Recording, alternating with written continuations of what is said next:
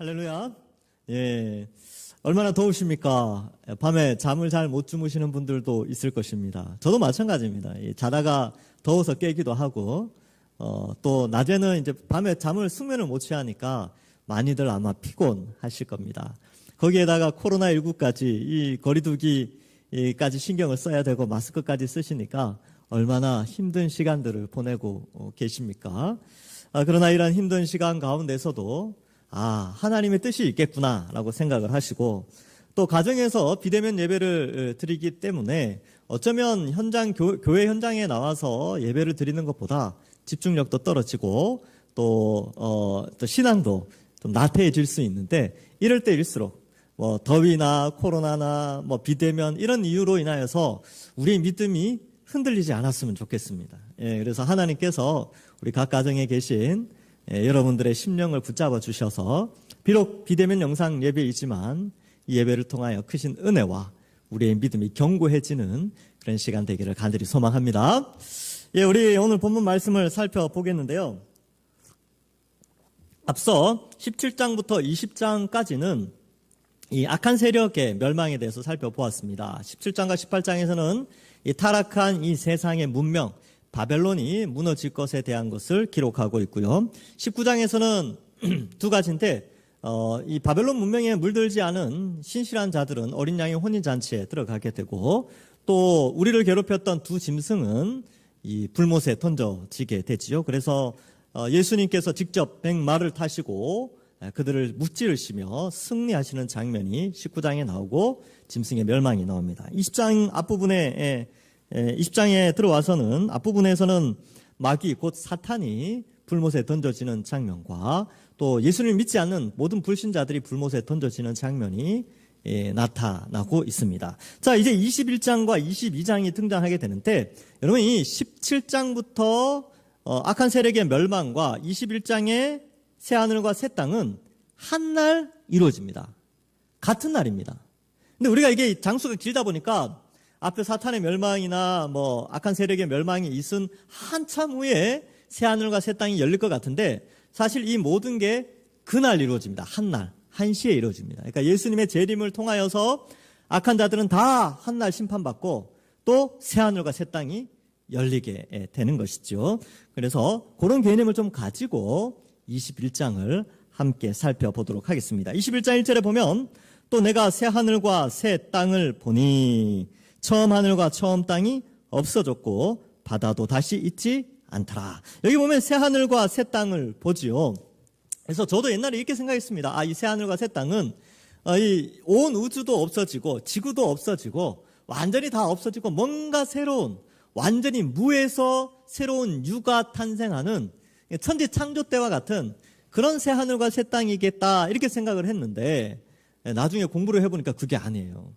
사실 이 새 하늘과 새 땅은 지구는 그대로 있습니다. 그대로 있고 모든 시스템이 이제 지구나 우주는 그대로 있대 지구라는 환경이 완전히 바뀌어지는 그런 상황인 거죠. 그래서 이게 원어에도 다 나타나고 있습니다. 이 새 하늘, 새 땅 할 때 이 새라는 단어가 헬라어로 카이노스라는 단어를 씁니다. 이 카이노스는 갱신하다, 이런 뜻이에요. 그러니까 원래 물질이 있는데 그 물질을 새롭게 하다, 이런 의미가 있고요. 천지를 창조할 때, 무에서 유를 창조할 때는 어떤 헬라어를 쓰냐 하면 네오라는 단어를 씁니다. 네오 어디서 많이 들어보지 않았습니까?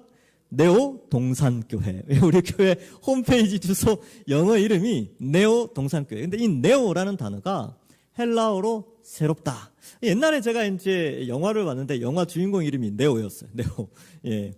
자, 원래 완전히 무에서 유를 창조할 때는 네오라는 단어를 쓰지만 카이노스를 쓸 때는 유에서 새로운 유예요. 그러니까 이 새 하늘과 새 땅, 카이노스를 쓰고 있습니다. 그러니까 어때요?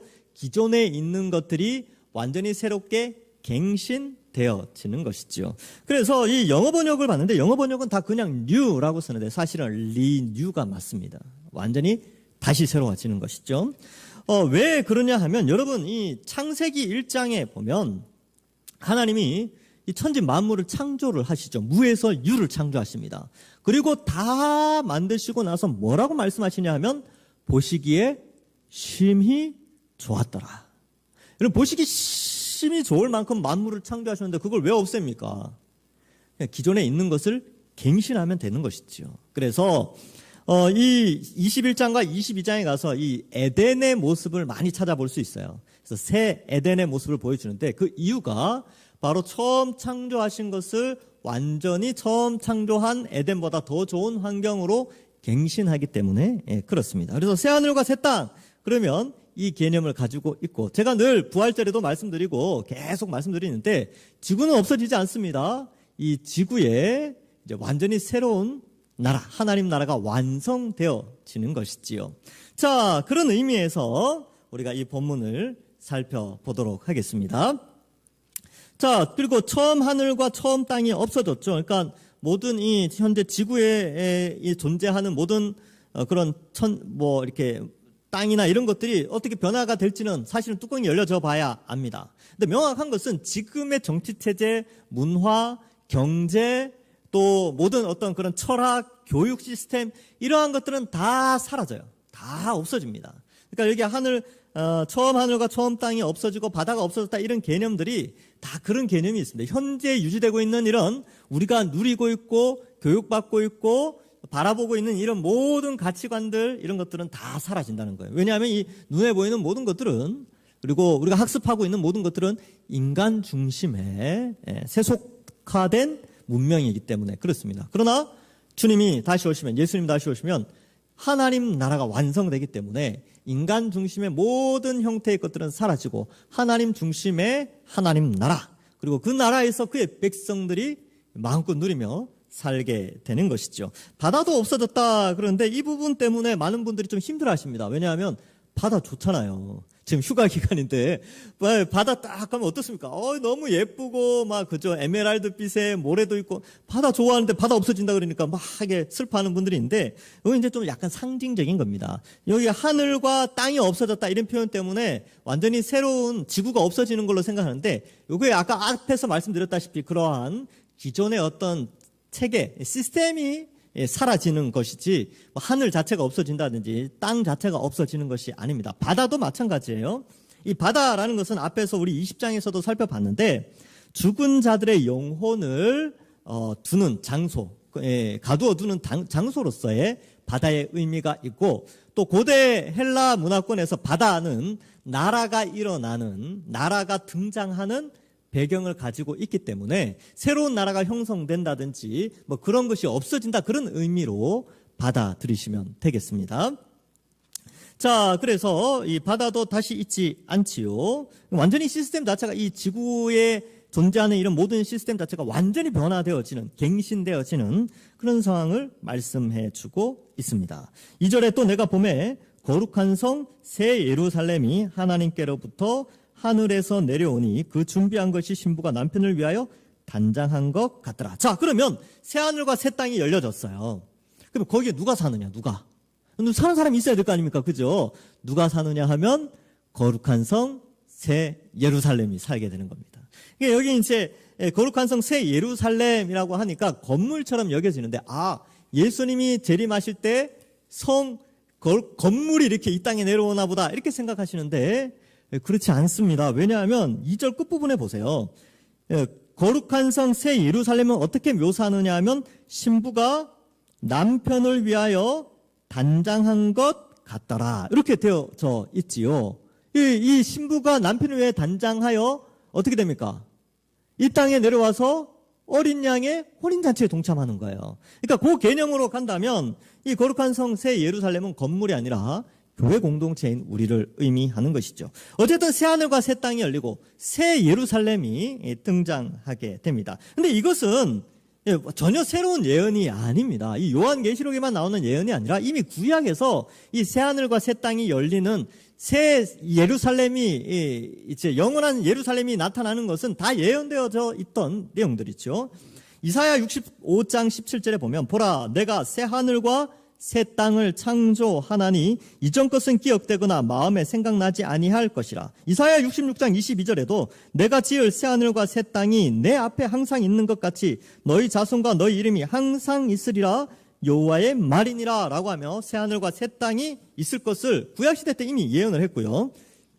또한 이 구약에 나오는 이 새하늘과 새 땅에 거주하게 되는 예루살렘에 대해서도 하나님께서 말씀하십니다. 어쨌든 이 거룩한 성 새 예루살렘은 오늘날 교회 공동체라는 것을 신약 시대에 와서 우리가 명확하게 알게 됩니다. 자, 그러면 거룩한 성 새 예루살렘은 성전인데 요한복음 2장 19절에서 21절에 보면 이런 내용이 나옵니다. 예수께서 대답하여 이르시되 너희가 이 성전을 헐라 내가 사흘 동안에 일으키리라. 유대인들이 이르되 이 성전은 46년 동안 지어졌거늘 네가 3일 동안 일으키겠느냐 하더라.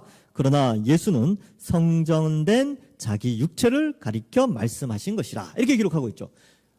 자신의 몸이 성전이다라는 것을 표현을 하고 있고요. 에베소서 2장 22절에도 너희도 성령 안에서 하나님이 거하실 처소가 되기 위하여 예수 안에서 함께 지어져 가느니라. 이렇게 기록하고 있어요. 그러니까 우리가 예수님과 연합하여서 그리스도와 연합하여 성전으로 지어져 가고 있는 존재라는 것을 말씀하고 있지요. 고린도전서 3장 16절에는 너희는 너희가 하나님의 성전인 것과 하나님의 성령이 너희 안에 거하시는 것을 알지 못하느냐라고 기록하고 있습니다. 그러므로 이 거룩한 성 새 예루살렘은 바로 예수님을 믿는 하나님의 백성을 의미한다라는 것을 알 수 있는 것이죠. 그래서 여러분 어떻습니까? 우리는 성전이에요. 우리는 거룩한 성 새 예루살렘입니다. 그리고 지어져 가고 있는 거죠. 지금 이제 예루살렘 성전이 지어져 가고 있어요.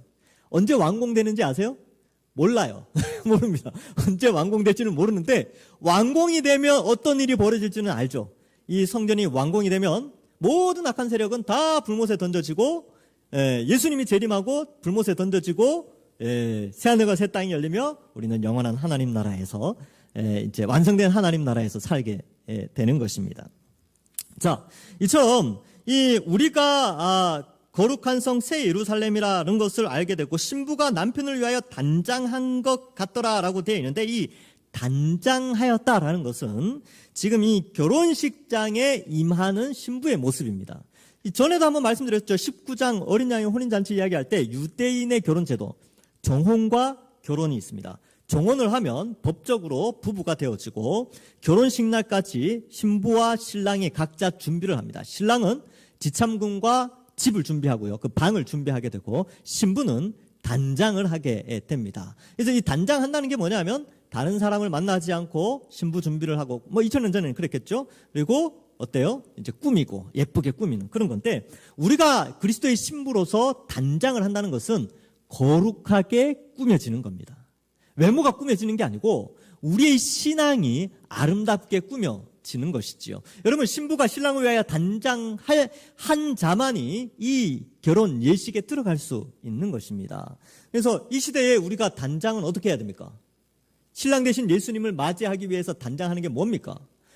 비록 코로나 시대고 무더위가 우리를 괴롭게 하고 비대면으로 예배를 드리는 가운데 있지만 우리는 우리의 신앙, 우리의 믿음을 굳게 하고 오히려 이럴 때일수록 더 믿음의 강한 자로 세워지는 것이 바로 우리 자신을 단장하는 것입니다. 죄악과 타협하지 않고요. 이 세상의 기류나 이 세상의 흐름에 휩쓸리지 않고 금융 시대가 지배한다 그러죠. 자본주의 이런 것들이 지배하는 가운데 돈에 흔들리지 않고 또 이 시대의 어떤 풍조나 가치관이나 철학이나 그런 인본주의 이런 것에 휩쓸리지 않고 자기 중심적인 그러한 것들을 따르지 아니하며 오직 하나님께 영광을 돌리며 예수 그리스도의 십자가 바라보면서 살아가는 그러한 사람이 이 시대의 사람과 전혀 다른 형태의 삶의 패턴을 살아가는 우리가 단장되어지는 그러한 존재라는 것을 우리는 또한 인식할 필요가 있습니다. 자, 그래서 신부가 남편을 위하여 단장한 것 같더라라고 말하고 이 아름다운 성전 예수 그리스도를 믿는 성도들의 모습은 다음 주에 더 자세하게 예쁘게 설명을 해드리겠습니다. 다음 주에 이 예루살렘 성전을 너무 화려하고 멋지게 설명하고 있어요. 우리의 모습을. 자, 3절. 내가 들으니 자, 보좌에서 큰 음성이 나서 이르죠. 이 보좌에서 큰 음성이 난다는 것은 이 하나님의 음성은 아니고요. 뒤에 이제 메시지 때문에 그렇죠. 보좌의 주변에 둘러싸고 있는 천사들의 음성일 수 있습니다. 자, 내가 드리는 보좌에서 큰 음성이 나서 이르되 보라 하나님의 장막이 사람들과 함께 있음에 하나님이 그들과 함께 계시리니 그들은 하나님의 백성이 되고 하나님은 친히 그들과 함께 계셔서 이렇게 기록하고 있습니다. 여기에 보면 이 보좌에서 나는 음성의 내용 중에 특징이 뭐냐 하면요. 이 함께 한다라는 겁니다. 함께. 하나님이 함께 하신다. 그래서 우리는 하나님이 함께 하는 공동체라는 것을 또 알 수 있죠. 그리고 하나님이 우리를 떠나지 않습니다. 그래서 여기 이제 2절에 보면 거룩한 성 예루살렘이 있죠. 근데 예루살렘 성은 하나님이 거처하시는 곳입니다. 그러니까 하나님이 우리와 함께 늘 거처하시는데 우리와 항상 함께 영원히 함께 하신다는 것을 또한 말씀해 주고 있는 것이지요. 자, 그러므로 이 거룩한 성 예루살렘인 우리와 하나님이 함께 하신다. 이것을 말씀하고 있습니다. 그런데 제가 이제 앞에서 이제 설명을 조금 드렸는데 2절에 보시면 이 거룩한 성 새 예루살렘이 하늘에서 내려오죠. 내려오는데 이걸 한번 생각해 봅시다. 예수님이 재림할 때에 예수님을 믿었던 사람들이 영혼으로 예수님과 있다가 이 땅에 내려오면서 이 지구상에 살기 적합한 존재로 부활하게 됩니다. 이걸 이제 부활이라고 그러죠. 우리 나중에 이제 부활하게 되는데 땅에 있는 사람은 어떻게 됩니까? 땅에 있는 사람은 죽음을 맛보지 않고 새로운 몸으로 변화가 일어납니다.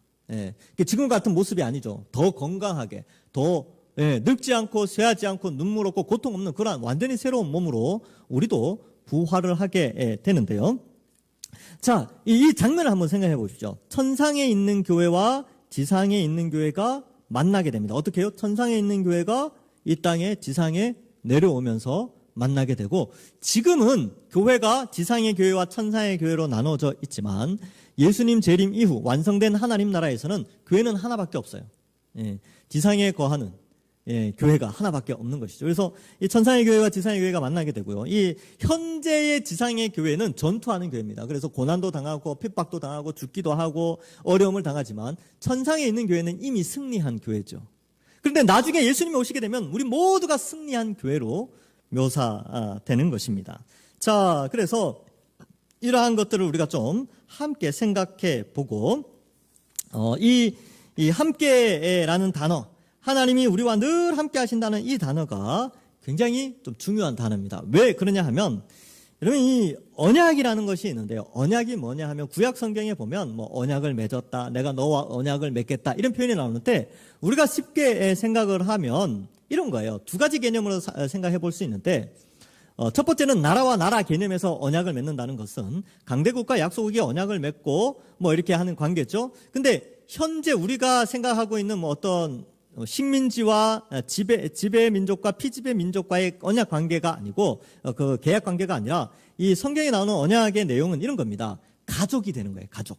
그러니까 강대국과 약소국이 가족 관계의 나라가 형성되는 겁니다. 이게 이제 언약에서 쓰이는 언약이라는 표현을 쓸 때에 그런 의미가 내포되는 거예요. 그래서 하나님이 아브라함과 언약을 맺으실 때에 하나님은 아버지가 되시고 아브라함은 아들이 되어져서 그 아들의 나라를 보호해주겠다, 지켜주겠다 이런 개념이 있습니다. 그래서 하나님은 보호해주시고 또 이 언약을 맺는 그죠? 하나님의 백성들은 하나님께 순종하는 그런 의미가 있죠. 그래서 예전 고대 언약을 보면 강대국은 약소국을 보호하고 양육하고 축복하는 의무가 있고요. 약소국은 강대국에게 순종하고 경외하며 종병하는 의무가 있습니다. 그게 이제 고대 언약 관계인데 그 내용이 여기 나오는 거예요. 그 언약 비문에 보면 이런 함께함, 요 내용이 굉장히 강조되고요. 오늘 이 표현을 보면 그들이 하나님의 백성이 되고 하나님은 친히 그들과 함께 계셔서 이렇게 되어져 있는데 거기 여러분 성경책에 보면 갈호가 이렇게 있을 거예요. 제가 가진 성경에는 갈호 1번이라고 되어 있는데 거기에 보면 어떤 사본에 밑에 내려가면 그렇게 되어 있죠. 계셔서 그들의 하나님이 되시고 가 있음 이렇게 적혀 있습니다. 그래서 이 뒷부분이 좀 생략되어 있는데 이런 거죠.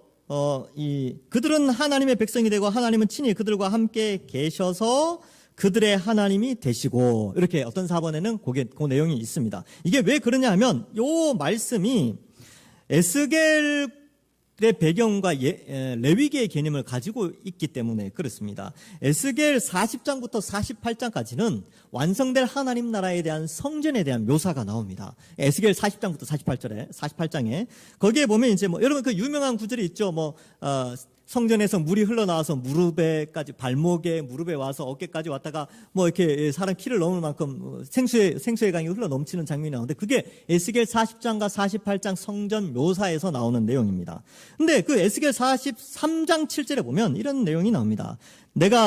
그가 내게 이르시되 인자야, 이는 성전이죠. 이는 성전은 내 보좌의 처소, 내 발을 두는 처소, 내가 이스라엘 족속 가운데 영원히 있을 곳이라. 이스라엘 족속 곧 이렇게 쭉 나오는데 이 성전은 이 에스겔 40장부터 48장까지 묘사된 그 성전은 하나님께서 이스라엘 백성과 영원히 함께 존재하는 곳이다라는 것을 설명하고 있습니다. 여기 나오는 이제 함께라는 단어가 3번이나 반복되면서 그의 백성과 함께 한다는 것을 강조하게 되죠. 그리고 레위기 26장 11절과 12절의 내용을 거의 그대로 인용하고 있습니다. 이 본문이 제가 읽어보겠습니다. 내가 내 성막, 여기에서는 이제 성전이죠. 그죠?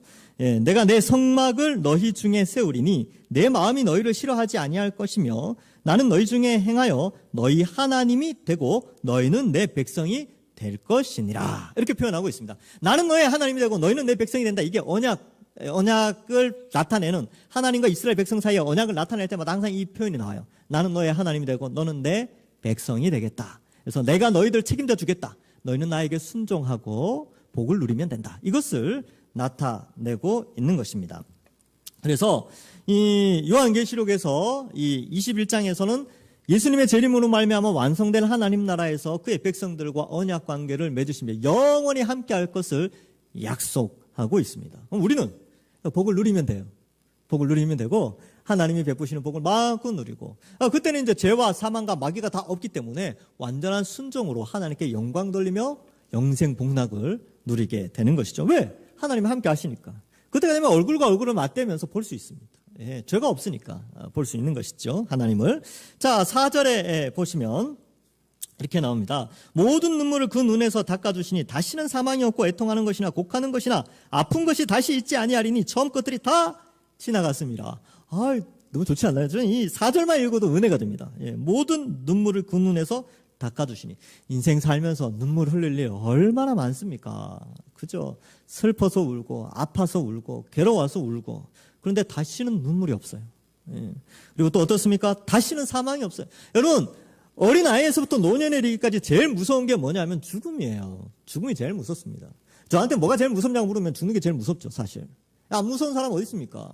사도 바울이 대단한 것 같죠? 근데 사도 바울이 쓴 편지 곳곳에 나옵니다. 두려워하지 않게 해달라고. 왜? 죽을까 봐.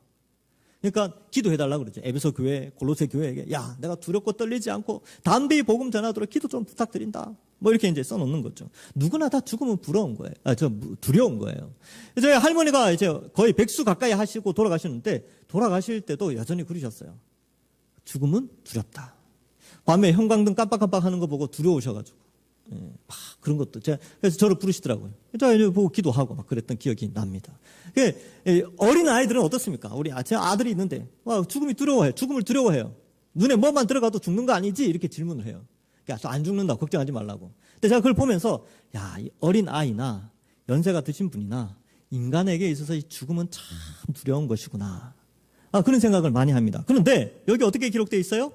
다시는 사망이 없고 더 이상 두려워할 것이 없는 정말 영생복락을 누리는 그런 것이 바로 완성된 하나님 나라죠. 애통하는 것도 없고요. 곡하는 것이 없어요. 이별이 없습니다. 예, 이런 게 없어요. 기대되지 않습니까? 그날이 곧 다가온다는 것을 우리는 알 수 있습니다. 그래서 이 내용도요, 이 4절의 내용도 사실 구약 성경에 다 예언되어져 있었습니다.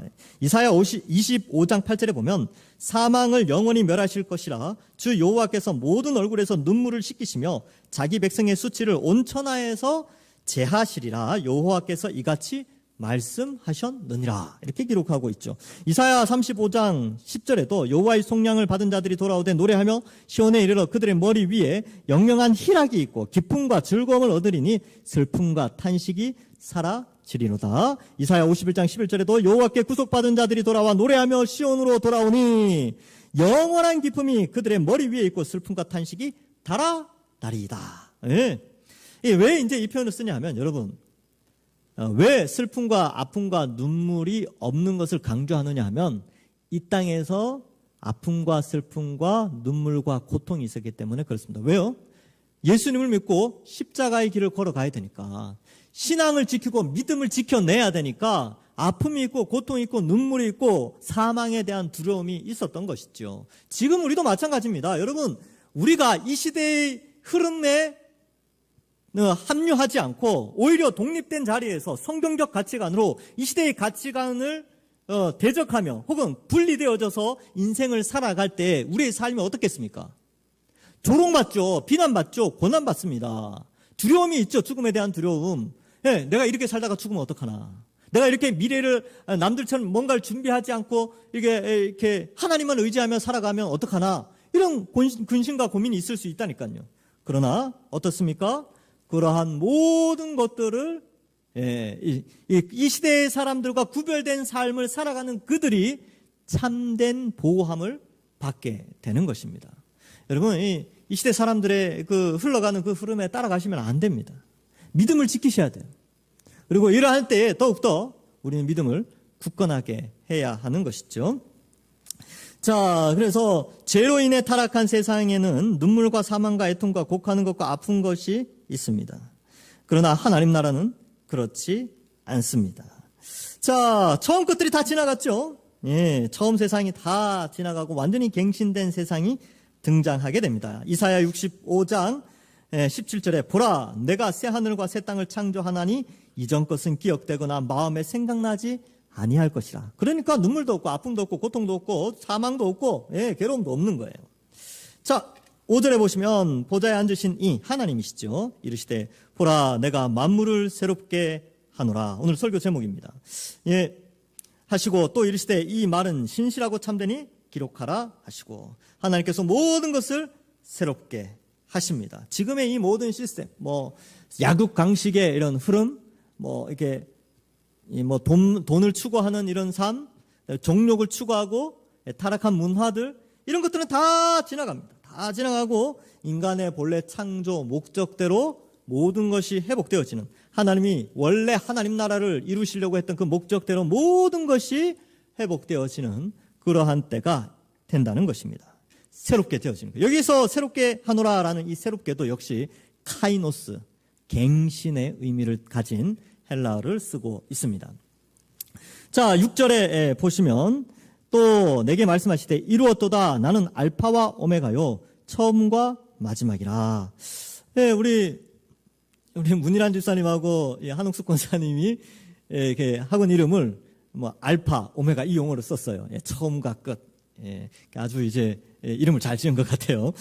이 알파와 오메가라는 용어는 많이 씁니다. 이게 헬라어의 첫 글자가 알파고요. 헬라어 단어의 그 알파벳의 마지막 글자가 오메가입니다. 그래서 알파와 오메가 이 표현을 쓰는데 처음과 끝이다, 영원을 설명하는 그런 수거적인 표현입니다. 근데 이 요한계시록에 내가 알파와 오메가다라고 표현하는 것은 성부 하나님도 자신을 알파와 오메가로 표현을 하시고 성자 예수님도 자신을 알파와 오메가로 설명을 하고 있습니다. 영원하다는 것이죠. 하나님의 속성을 관용적인 표현, 수거적인 표현으로 알파와 오메가, 영원하신 존재라는 것을 표현하는 것입니다.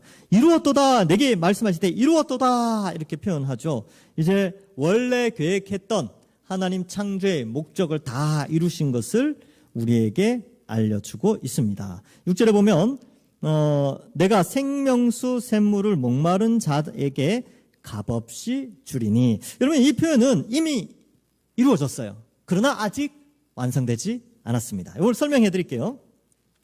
이 표현은 이사야서에 그대로 또 나오죠. 이사야 49장 10절에 보면 그들이 줄이거나 목마르지 아니할 것이며 더위와 볕이 그들을 상하지 아니하리니 이는 그들을 긍휼히 여기는 이가 그들을 이끌 때 샘물 근원으로 인도할 것임이니라.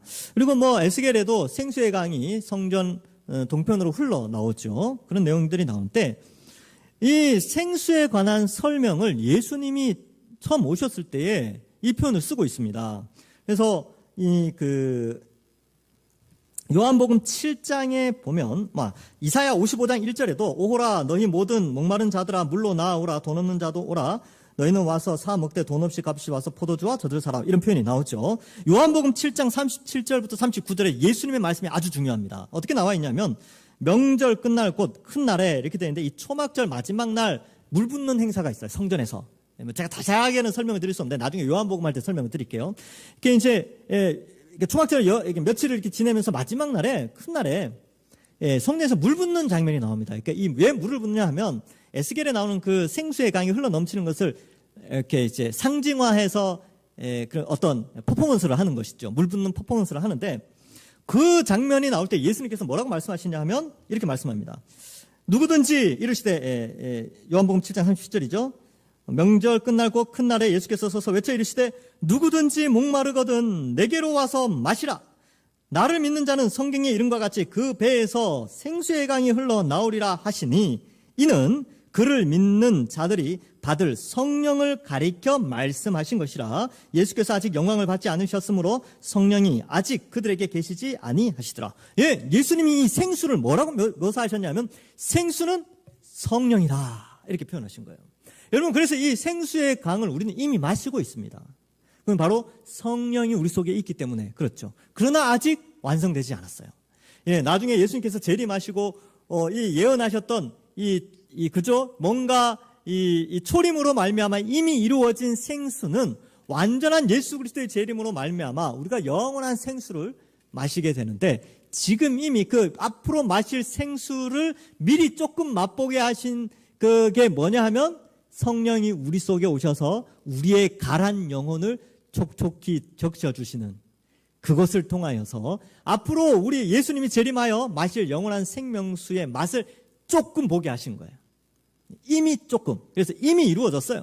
그러나 아직 완성되지는 않았습니다. 그래서 상징적으로 봤을 때는 성령이 우리 속에 역사하셔서 우리의 가란 영혼을 가득 이 목마른 영적으로 목마른 것들을 채워주시듯이 이제 앞으로는 완성된 하나님 나라에서는 정말 이 생수를 마시고 영원히 살 수 있도록 그렇게 영원한 행복을 누릴 수 있도록 해주셨다라는 것을 우리에게 알려주고 있죠. 그래서 성령을 통하여 생수를 마신 자만이 앞으로 예수 그리스도의 재림 때의 생수를 마실 수 있습니다. 성령을 통한 맛을 못 본 사람, 즉 성령이 없는 사람은 그 물을 마실 수가 없죠. 그런 개념이 있다는 것을 알 필요가 있습니다. 자, 그래서 목마른 자들에게 값이 주리니 완성된다는 거죠. 이 물이 완전히 완성되어지죠. 7절에 이기는 자는 이것을 상속으로 받으리라. 나는 그의 하나님이 되고 그는 내 아들이 되리라. 자, 7절에 일단은 이기는 자가 나오는데 이기는 자가 뭐냐면 이긴다라는 용어가 요한계시록에 11번이나 나옵니다. 11번. 이겨야 된다는 것이죠. 뭐가 이겨야 됩니까? 현재 살아가는 인생 가운데 죄악과 싸워 이길 것을 말씀하고 있습니다. 이 전투 용어죠. 전투 용어. 그래서 이 전쟁의 개념을 우리는 바르게 이해할 필요가 있습니다. 이겨야 하는 전쟁이 우리에게 있구나. 우리 자꾸 이거 잊어버려요. 왜냐하면 교회를 벗어나고 예배 시간이 끝나면 우리의 삶 가운데서 눈에 보이는 것들에 현혹되어져서 영적인 전쟁이 있다는 것이 망각되어지기 때문에 그렇습니다. 근데 성경 에베소서 6장 12절에 보면 명확하게 이렇게 표현하고 있어요. 우리의 씨름은 혈과 육을 상대하는 것이 아니요 통치자들과 권세들과 이 어두움의 세상 주관자들과 하늘에 있는 악한 영들을 상대함이라. 우리의 적이 악한 영들이에요. 이 전쟁이 우리에게 있습니다. 그러니까 여러분들 어떻게 생각했냐면 이 코로나 시대 이 무더위 가운데 이 비대면 예배를 드리는 가운데서도 악한 영들의 대적이 있다는 거예요. 아직까지는 그렇게 세력이 강하지는 않지만 여전히 우리를 죄로 물들게 하는 그런 악한 세력이 있으니까 정신을 똑바로 차려야죠. 그래서 이 싸움에서 우리는 이겨 나가야 되는 것입니다. 믿음을 지켜야 됩니다. 세상 사람들이 아무리 돈을 추구하고 명예를 추구하고 정욕을 추구하고 그렇게 살아간다 할지라도 우리는 오직 하나님의 영광을 추구하며 살아가는 자들임을 잊지 않아야 합니다. 예, 자, 그래서 이기다라는 용어가 아주 중요하죠. 그러면 우리 자신을 돌아봐야 돼요. 나는 지금 이 싸움을 하고 있는가? 이 영적 전쟁 가운데 뛰어들고 있는가? 아니면 저 뒤에 숨어 있는가? 예, 생각해 봐야 돼요. 이 영적 전쟁에 뛰어들고 있는가? 그죠? 그래서 게으르지 않아야 됩니다. 부지런해야 되고요. 이 부지런하다는 것이 뭐냐면 정신 똑바로 차리고 믿음을 깨우치려고 노력을 해야 되죠. 말씀 읽고 기도하고, 그리고 비록 팬데믹 상황이지만 전도 대상자를 위해서 기도하고 막 그렇게 살아가는 것이죠. 자, 이기는 자에게 어떤 복을 주느냐? 이것들을 상속으로 받는데, 이것들이 뭡니까? 새 하늘과 새 땅이에요. 영원한 복을, 이 슬픔도 없고 눈물도 없고 이 모든 것들을 받아 누리게 되는 것입니다. 상속으로 받죠. 근데 여기 상속이란 용어가 중요합니다. 상속은 뭐예요? 상속은 노력 없이 받는 겁니다. 여러분, 부모님이 자녀들에게 뭔가 상속을 주죠. 근데 그 상속이 뭐예요? 아이들이 뭐 잘나서 주는 겁니까? 자식이니까 주는 거예요. 남들 주기는 싫으니까 자식한테 주는 거죠. 또 사랑하니까 주는 거 아닙니까? 여러분, 여기 어르신들 앉아 계시는데 다 어르신들의 부모님께 뭔가 받은 거 있죠? 저는 우리 부모님께 받은 게 없어요. 이런 분들은 이제 있기도 한데, 그건 간혹 있고요. 대체적으로는 뭐라도 받습니다. 상속은요, 공짜로 받는 거예요. 그러니까 상속이라는 용어를 쓴 게 죽어서 받는다는 개념이 아니고, 여기에서 쓰는 상속이라는 단어는 공짜로 받는다라는 의미가 있기 때문에 상속이라는 용어를 쓰는 겁니다. 근데 상속의 자격은 누구냐 하면 2000년 전에 상속은 누가 받았냐 면 아들이 받았어요. 딸은 안 받았어요. 딸은 안 받았습니다. 우리나라도 그랬죠. 딸은 시집 가면 그 남편의 시부모님께 받는 상속물을 받기 때문에 딸에게는 주지 않았어요. 요즘은 좀 다르죠. 좀 뭐 세상이 많이 좀 달라졌으니까. 근데 이 성경 속에서 상속의 개념은 아들에게만 주어지기 때문에, 그래서 7절 끝부분에 나는 그의 하나님이 되고 그는 내 아들이 되리라 이렇게 돼 있죠. 여기 여자분들도 앉아 계시죠. 또 가정에서 우리 예수님 믿는 사람들 중에 다 반은 남자고 반은 여자 아닙니까? 근데 이제 여 집사님들이나 여 권사님들 그래요. 아니 목사님, 저는 하나님의 딸인데 왜 성경이 자꾸 아들만 이야기합니까? 그 이유는요, 상속권 때문에 그렇습니다. 여기 나오는 아들은 성별을 의미하기보다는 상속의 자격을 의미하기 때문에 아들이라는 용어를 썼어요. 그래서 누구나 다 남녀노소 어떤 혈통과 상관없이 또 민족과 상관없이 어떤 계급이나 어떤 신분을 가진 것과 상관없이 누구나 예수 그리스도를 믿는 자는 다 하나님 나라를 공짜로 물려받는 아들의 자격, 상속의 자격을 가진다는 의미에서 우리는 다 하나님의 아들인 것입니다.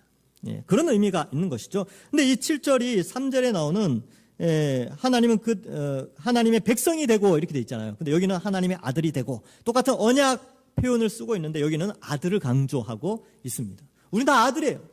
하나님 나라를 하나님의 은혜로 예수 그리스도를 믿는 그 복음을 믿는 자들에게 공짜로 이 모든 혜택을 주신다라는 것을 7절에서 강조하고 있습니다. 얼마나 감사합니까? 그러면 이 복을 누리지 못하는 자들은 누굽니까? 이기지 못한 자, 패배한 자. 8절에 8부류가 나오는데 사실 이 8개만 나온다고 해서 여기 게 다 아니에요. 뒤에 가면 또 다른 형태로 하나님 나라를 상속받지 못하는 자들에 대한 묘사가 나옵니다. 그래서 우리는 하나님의 아들이 되었다라는 게 굉장히 중요하죠. 신약 성경 갈라디아서 4장 5절과 7절, 4장 5절에서 7절에 이런 내용이 나옵니다. 율법 아래 있는 자들을 속량하시고 우리로 아들의 명분을 얻게 하려 하심이라 너희가 아들이므로 하나님이 그 아들의 영을 우리 마음 가운데 보내사 아빠 아버지라고 부르게 하셨느니라 라고 되어 있어요. 우리는 하나님을 아빠 아버지라고 부르는 그 아들이 되었죠. 자, 그럼 8절에 한번 봅시다. 8절에. 그러면 누가 이 상속을 못 받느냐? 두려워하는 자들 이렇게 되어 있습니다. 이 두려워한다라는 건 뭘 두려워하냐면 이 영적 전쟁을 두려워하는 거예요. 싸우기를 거부한 자. 그래서 두려워하는 자들은 세상의 핍박과 환난을 두려워하는 자들이에요. 예수 믿는 것을 오픈하기 싫어하고 예수 믿는 것을 오픈했을 때 여러 가지 내게 올 수 있는 손해들 때문에 밝히지 않고 피해가고 두려워하는 그런 자들이 하나님 나라를 상속받지 못합니다. 여러분, 교회 주일날만 그리스도인임을 나타내고 월요일부터 토요일까지 자신이 예수님 믿는 것을 철저히 숨기는 사람들은 예수님 믿는 자들이 아닙니다. 불신자예요. 근데 그런 자들에 대해서 설명을 하고 있죠. 그래서 제가 이 두려워한다라는 내용이 뭘까? 여러 책들을 살펴봤는데 다 그렇게 기록하고 있습니다. 자신을 숨기는 자, 세상의 핍박과 환난과 조롱이 두려워서 세상 가운데 자신의 신앙을 가졌다라고 하는 것을 두려워하는 자는 참된 신앙을 가진 자가 아니다. 이렇게 표현하고 있습니다. 그래서 그리스도 앞에서 자신과 안전에 몰두하는 자들의 최후의 모습을 언급하고 있다라고 레온 모리스라는 신학자가 이 부분을 표현하고 있습니다. 다른 신학자들도 다 비슷하게 표현하는데 이 레온 모리스의 말만 제가 조금 인용을 했습니다. 불신자죠. 그 다음에 둘째는 믿지 않는 자들이에요. 믿지 않는 자들. 믿지 않는 것은 그야 말대로 예수님을 믿지 않는 자들이에요. 이건 뭐 명확한 거죠. 예수님이 우리의 죄의 형벌을 대신하기 위하여 십자가에 달려 죽으신 것을 믿지 않는 거예요. 하나님의 사랑을 거부하고 하나님이 예수님을 통하여 구원의 소식을 나타내는데 그 하나님의 통치를 거부하니까 당연히 그 믿지 않음으로 말미암아 멸망을 당하게 되는 것이지요. 그래서 크레이그 키너라는 사람은 이 믿지 않는다라는 표현을 통하여 이렇게 표현합니다. 시험을 받는 중에 그들의 믿음을 유지하려고 하지 않는 자들, 이렇게 기록하고 있어요. 굉장히 무서운 말이죠. 그러니까 지금 이제 크레이그 키너라는 사람은 아예 불신자들에 대해서 이야기하지 않아요. 뭐라고 표현하냐면 교회는 나오는데 어떤 시험이 딱 왔을 때, 어떤 유혹이나 어려움이 다가왔을 때 믿음을 유지할 생각이 전혀 없는 자들, 이런 자들에 대해서 믿지 않는 자들이다, 이렇게 표현을 하고 있습니다. 세 번째가 흉악한 자들. 흉악한 자라는 것은 뭐 이렇게 됐어요. 특정 제목으로 정의할 수 없지만 이방 종교들로 더럽힌 자들을 뜻한다고 생각할 수 있을 것이다라고 레온 모리스도 기록하고 있고요. 또 뭐 가증이, 하나님이 여기는 가증한 것들을 행하는 자들 이라고 뭐 이렇게 또 표현을 하고 있습니다. 뭐 그런 것들이죠. 악한 것들을 행하는 것이고요. 그 다음에 살인하는 자들은 그냥 죽이는 거, 사람 죽이는 거고, 그 다음에 음행하는 자들은 음욕, 부부가 결혼식을 통하여 결혼한 이후에 그것 외에 다른 모든 성적인 행위들, 타락한 것들, 뭐 혼 전이든 혼 후든지 뭐 이별한 후든지 어쨌든 하나님 앞에서 모든 성적으로 범죄한 것들, 뭐 불륜 이런 것들 말할 것도 없죠. 이런 모든 것들을 의미하고 있습니다. 점술가들, 이렇게 점술가든 점치는 거예요. 여러분 점치지 마세요. 재미로라도 하지 마세요. 컴퓨터로라도 게임으로라도 하지 마세요. 그러한 것들, 이건 미래가 하나님께 달려 있는데 이거는 우상들에게 그 미래를 맡기는 것들이죠. 자, 우상 숭배자들, 이거 뭐 다 아시죠? 뭐 황제 숭배, 당시 1세기에는 황제 숭배와 이런 것들을 의미합니다. 거짓말하는 모든 자들, 거짓말 왜 합니까? 자기 때문에 하는 거, 자기를 위해서 하는 것이죠. 자기 중심적으로 살아가는 자들을 의미합니다. 그래서 이러한 이 8개의 죄악이 나오는데 이 모든 것의 공통적인 특징이 뭐냐면 자기를 위해서 살아가는 자들, 자기를 높이고 자기만을 위해서 살아가는 그 모든 자들은 하나님을 믿지 않는 자들입니다.